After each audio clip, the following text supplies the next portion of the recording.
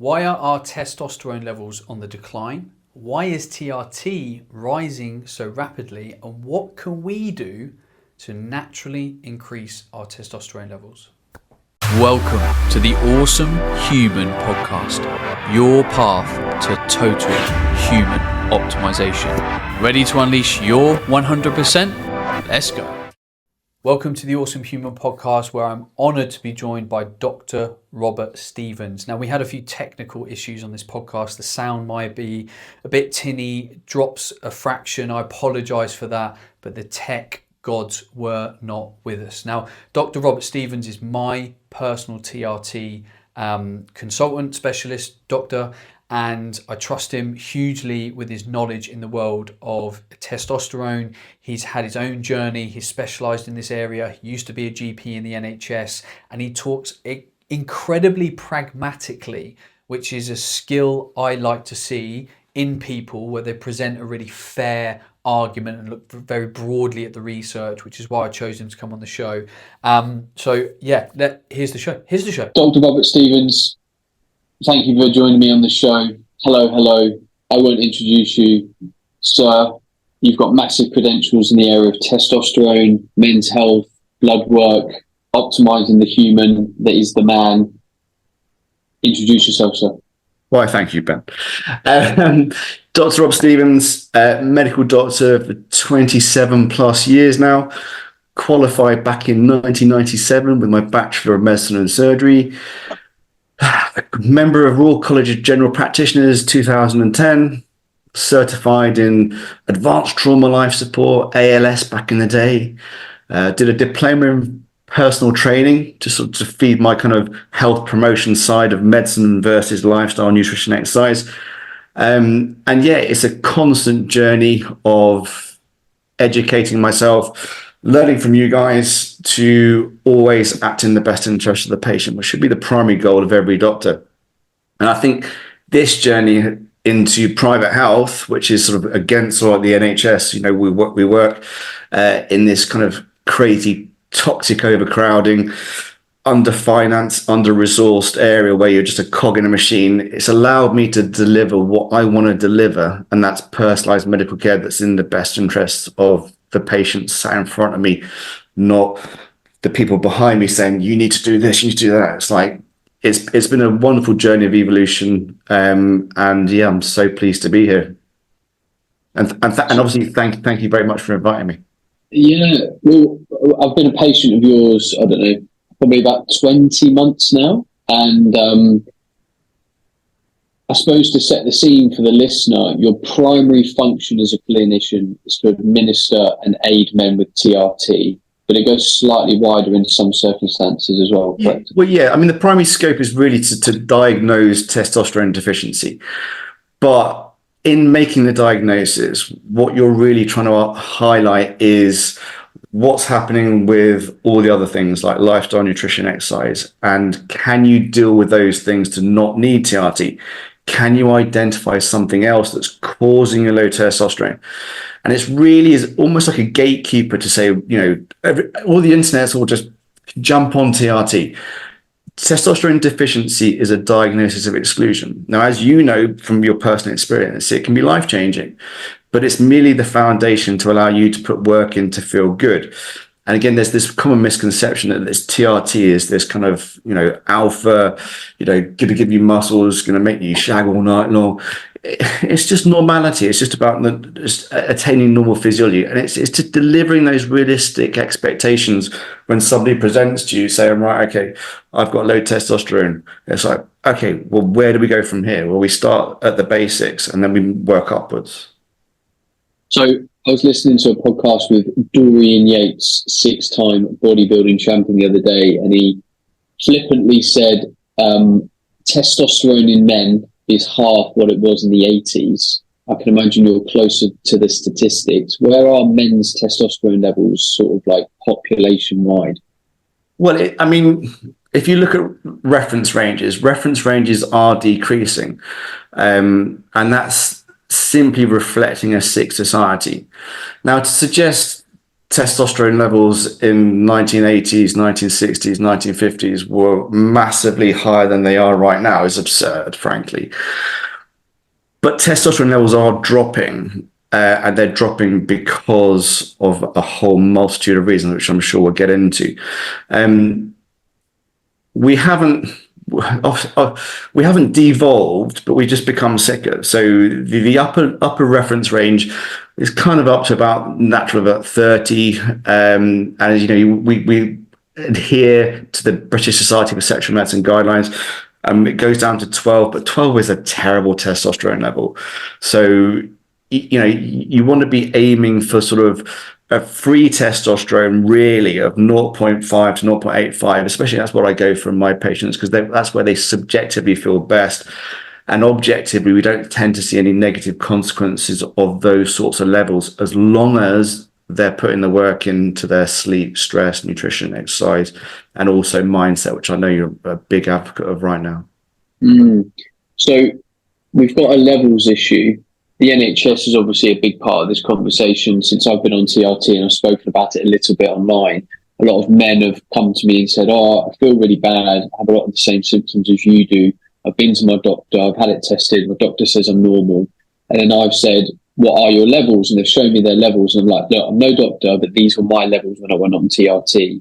Yeah. I would argue that your doctor is referencing the reference ranges, which is fair. They're the guidelines, but they are very wide. They're very low. You're a 35-year-old man and having a testosterone level of 10.5 is probably not great. You should probably go and speak to someone like Dr. Stevens' clinic. So I suppose maybe a wide question of, should we even expect the NHS to be dealing with this, seeing as they're not really dealing with this? I will say no. And you might think because of a private clinic, that's obviously because I want to get patients through my door. The NHS can't deliver the necessary support and care that we offer. GPs are under an incredible amount of strain, 10-minute appointments. You walk in, you had a beard when you come in and saw me. It's like, what the hell are you talking about? How can you have low testosterone? You had levels within normal reference range. Fundamentally, they don't have enough knowledge or the inclination to go into enough detail to effectively treat you because it's not really seen as a disease process. Again, it's seen as natural aging, and I kind of get that, but there's no biological advantage in accepting a low testosterone. It's from a fertility perspective, yeah, sure, 50, 60, you're not supposed to be pumping out 20 million sperm and potentially procreating, but from a health optimization perspective, you shouldn't be accepting low testosterone. We interfere all the time with the NHS with everything, but fundamentally we are all hormones, and then we should be looking to modern medicine after that. But it's too many steps back. So the GP's got the idea that blood pressure, I need to be focusing on blood pressure, and if the blood pressure is high, I'm going to give this medication. Well, what's caused the high blood pressure? Again, it needs to be more considered. It can't be more considered because, number one, it doesn't understand the topic enough. And number two, it simply doesn't have time. It's focused on cure, not prevent. Well, you'll hear prevention over cure. It's nonsense. It's cure, cure, cure. They don't have time to deal with this. And even if they did, can you imagine the number of patients that will go to the doctor to say, I think I've got low testosterone because I'm feeling a bit tired. I've got low libido. I've got some brain fog. The GPs would be flooded with people going, and they wouldn't all need TRT, but they'd all be going, well, I watched a podcast with Ben Goomba and Dr. Rob, and they said, well, you should have testosterone. It's like, well, it isn't quite as simple as it first appears. And that's the kind of interesting thing for me, but it's the hard thing for the NHS because it's not set up for that. It was set up in 1948 when people were literally dying in the streets. Things have evolved, but they've evolved to the point that the NHS can't deal with this in an effective way. What we do, we microdose TRT. That's involved. We titrate the dose according to effect. Your doctor has not got time to do that, and he will not see that as a priority over Mrs. Jones, who's got cancer, little Timmy, who's got cystic fibrosis. You're not high up on the list. Whether that's fair or not, there are lots of inequalities and we can't sort the world out. But what you should do is take personal responsibility because it's your life to lead. So yeah, there are lots of these clinics out there now offering testosterone tests and offering TRT, but it's seen as a cash cow now. So again, there's these sort of charlatans getting involved in the field, and it's never going to be accepted by the mainstream media because the mainstream medicine, because the media rightly goes to, well, this is sensationalized. We've got some steroid guys over there, and we've got like these unscrupulous people. So again, it's taking that step back and doing what's right for you, as opposed to expecting the doctor to sort you out. The best patients are the patients that come to me and say, how can you help me help myself? And again, that's being well educated, researching the topic, and then taking a step back and going, right, okay, what should I do? Personal responsibility. I do tell pretty much every man that I speak to about that, and usually refer them to your clinic. They've often done a blood test online. They've often not, in my opinion, got a good enough interpretation of those results, which is also another problem with these testing services. So we've got an NHS that's not set up for it. We've got declining testosterone, which we've not got into. Just in terms of low testosterone and what a man might feel, explain some of the really common symptoms of, what a man might feel. Well, again, the internet is grumpy old man or man seeking godlike physique. The reality is most people present with an element of mental discord, whether that manifests as low mood or anxiety. Tiredness is a huge one, brain fog is a huge one, and then lower down the list is libido and all the physical symptoms. So whilst we talk about testosterone being it all being about physiology, well, physiology affects psychology and psychology affects physiology, but you can't outthink your physiology. So if your physiology is dysregulated, then that manifests as psychological problems. But the cardinal thing is psychological low mood. I mean, we have people who are suicidal, and it's incredibly scary. I can't imagine how many people with low testosterone have been wrongly prescribed antidepressants by their GP. Including me. Yeah. Well, again, GP. Hi, Ben. So you predict all these symptoms. Well, my book says antidepressants.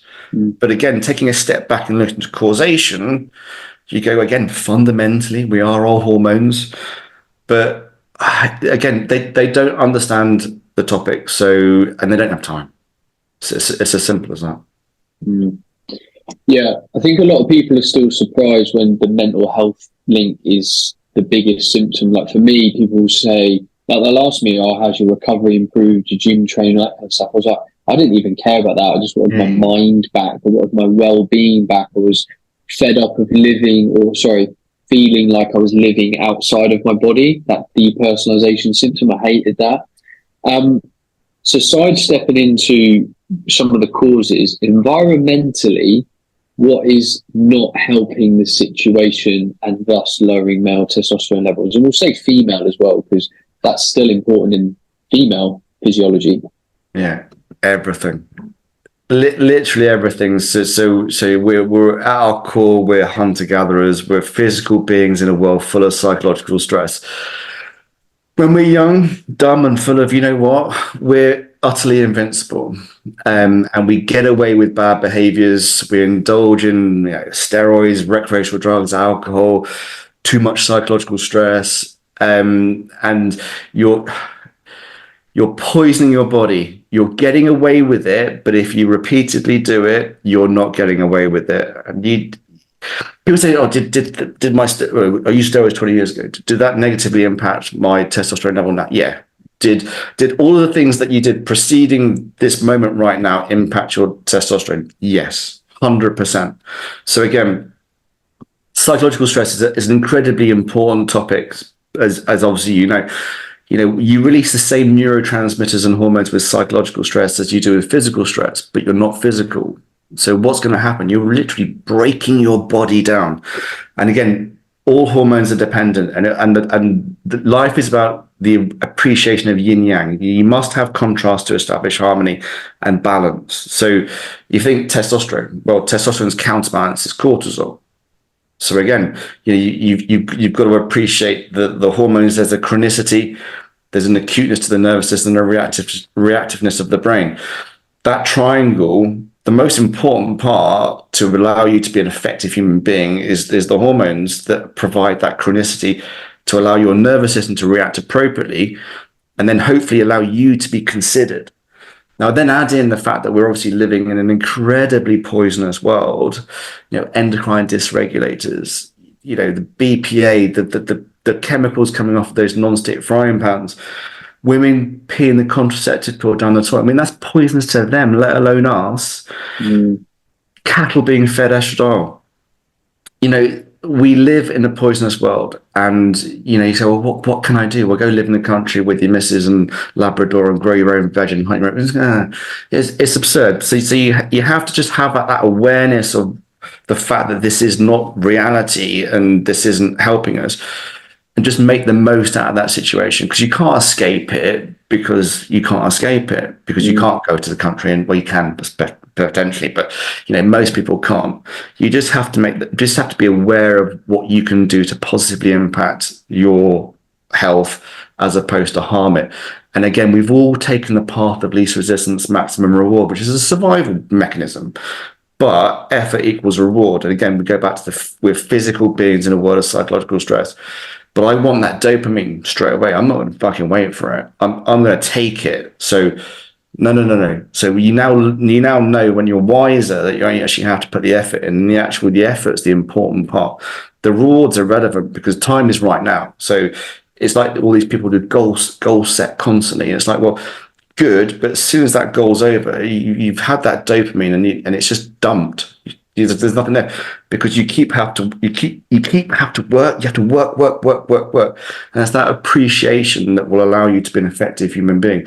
Not always having that bank of, oh, when I get here, I'll be happy. When I get here, but it's like, that's absurd. You have to be aware of now, not worrying about the future. It's allowed to do, isn't it? The depressed person's living in the past. The anxious person's living in the future. The person should be living in the present, being mindful of the past to make a considered future. Having been on this TRT journey for 20 months now, within that, it's very much coincided for me with a very personal journey of understanding myself better, of learning not to live through fear, of having increased awareness of my behavior and how I was impacting things. Because I can imagine I would have needed TRT at some point in my life. My levels were always quite naturally low as a man. But I think if I hadn't overworked, hadn't overtrained, hadn't overstressed my body for 10, 15 years straight, it would have happened maybe, 8, 10 years later. So let me just quickly try and cover out low-hanging fruit when we think of naturally increasing your testosterone levels. Really good nutrition. So we'll just say clean diet, good healthy foods, whole ingredients, try and get meat that's from nice pasture raised cows, eggs and stuff. Then you've got training. So getting outside, connecting with nature, trying to do some resistance training, like stressing the muscle tissue, using your strength. Then we've got skincare products. I've been using an app. I don't know if you recommend this as an easy win. Been using an app called Yucca to look at what is in products, so you can start to make better choices around the products. So we've got hormone dysregulators in skincare products. I hear that some of the materials they use on receipts have estrogen mimickers in it. There's potentially stuff in our water, so we need to filter it. What else am I missing? Sleep, that's obviously a biggie. Yeah, listen, sleep is a superpower. So your anabolic process is predominant at night time. You can't cheat a bad night's sleep. The reality is if you get a good night's sleep, you're going to wake up more energized to make the right choices, and it has a cumulative effect. And again, I just think you have to have that appreciation that everything affects everything. So if you understand that your good night's sleep is going to make you make right food choices, going to make you exercise, which means that you're going to have a better night's sleep because you've exercised and you've released all of your, you used your body how it should be used, then you're going to see the positive effects of that. And then again, it's just understanding that positive reinforcement, as I said before, psychological stress is huge, and that's a real problem. And the subsequent bad choices you make from that psychological stress, and again, it's normally bad food choices. And again, it goes back to comfort eating. You're getting comfort from eating. So you're stimulating that parasympathetic nervous system, which is giving you the reward that you think you need.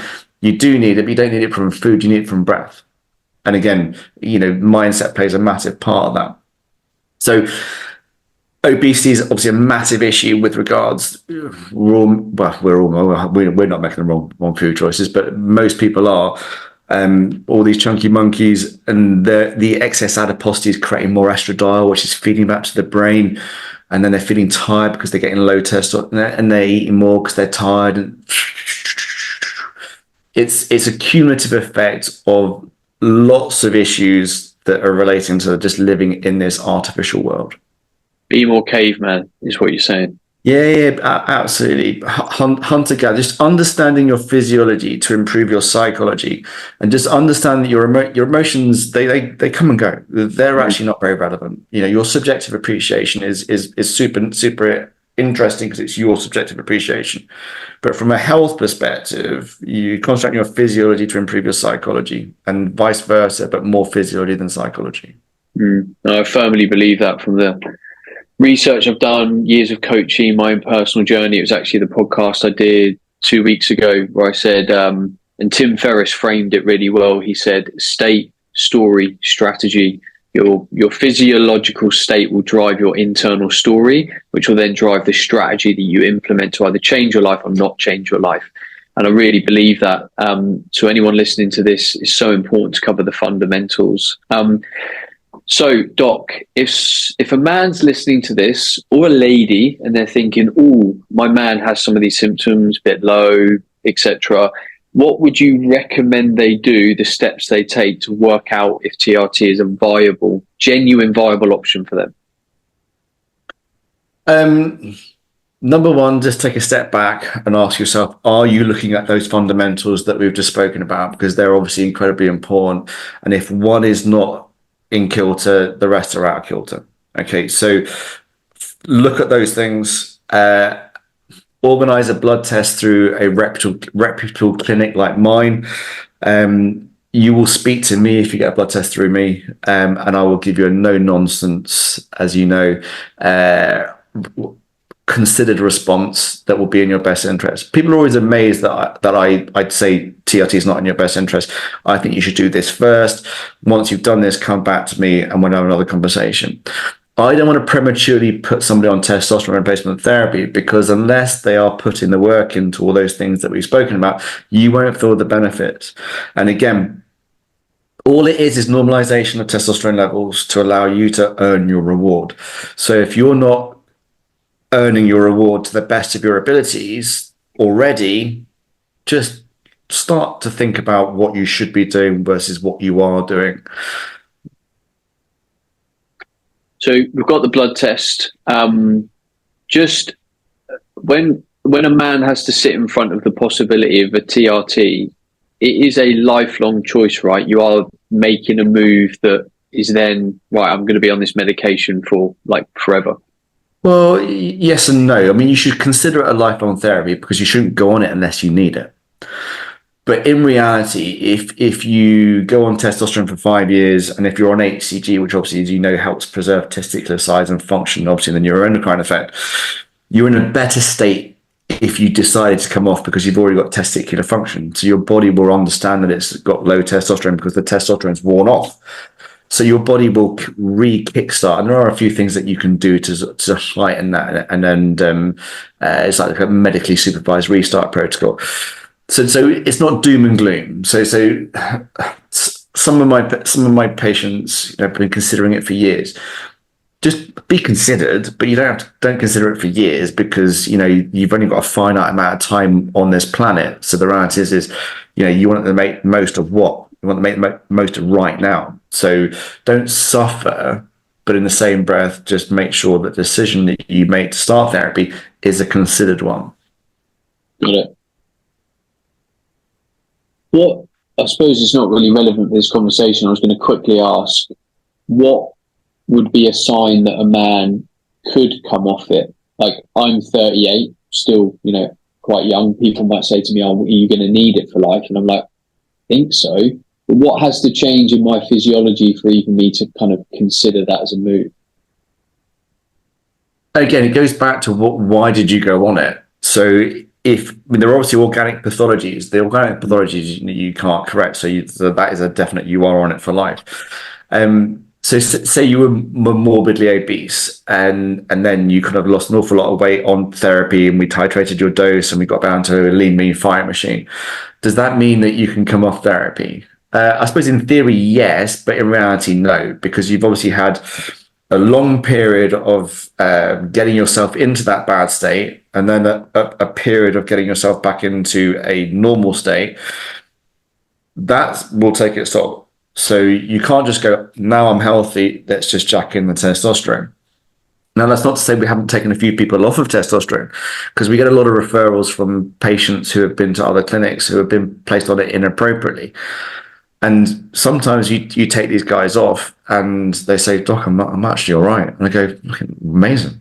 But 99% of people that we start at TMHC, if they say, and they're like your age or a little bit younger, they go, "Doc, I don't need it now. I'm flying." And it's like, why are you flying? Well, you're flying because you've got that base of the testosterone and you're making all the right choices.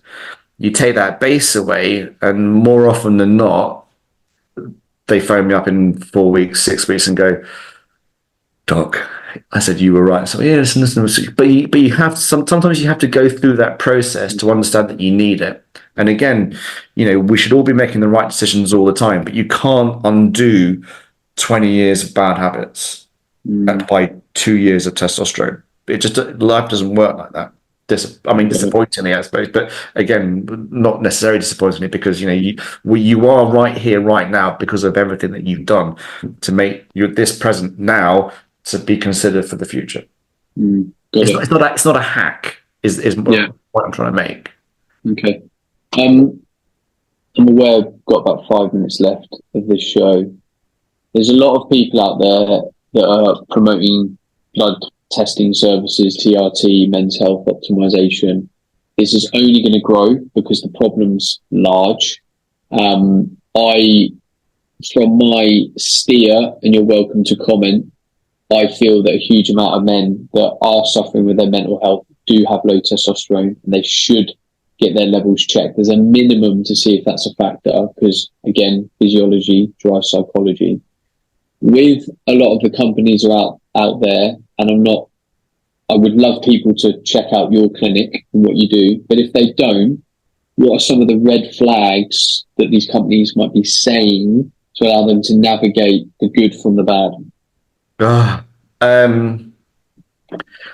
Most patients that present the men's health thing, having been to a pathology service prior to TMHC, they say it feels like a cell.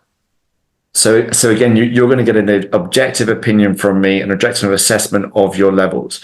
Whereas it's with lots of these clinics, it's congratulations, you qualify for TRT. Well, should I go on TRT? Well, you qualify for TRT, so let's get you on TRT.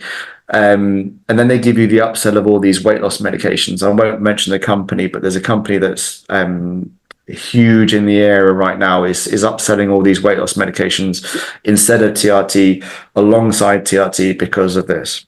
So if it sounds too good to be true, and it appears like a shortcut, it is too good to be true, and it's a shortcut. The decision to start TRT should be based on the quantitative numbers, the symptoms, and a discussion with somebody that knows what they're talking about.